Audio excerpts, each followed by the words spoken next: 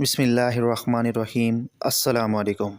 آج کا ہمارا موضوع ہے تبلیغ کا کام کرنے کا طریقہ۔ کم از کم 10 آدمیوں کی ایک جماعت تبلیغ کے لیے نکلے اور اپنے میں سے ایک شخص کو امیر بنا دے اور پھر سب مسجد میں جمع ہوں اور وضو کر کے 2 رکعت نفل ادا کریں۔ بعد نماز مل کر حق تعالیٰ کی بارگاہ میں التجا کریں اور نصرت و کامیابی اور تائید خداوندی اور توفیق الہی کو طلب کریں۔ دعا کے بعد سکون و وقار کے ساتھ آہستہ آہستہ اللہ تعالیٰ کا ذکر کرتے ہوئے روانہ ہوں اور فضول بات نہ کریں۔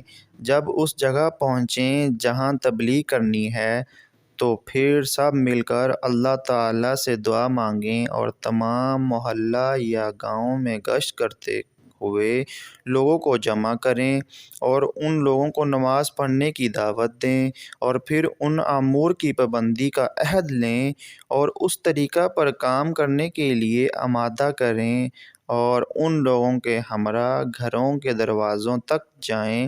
عورتوں کو بھی نماز پڑھنے کی تائید کریں اور ان کی پابندی کی تائید کریں۔ جو لوگ اس کام کو کرنے کے لیے تیار ہو جائیں تو ان کی ایک جماعت بنا دی جائے، ان میں سے ایک شخص کو ان کا امیر تیار کر دیا جائے اور اپنی نگرانی میں ان سے کام کرنے کی تائید کی جائے، پھر ان کے کام کی نگرانی کی جائے۔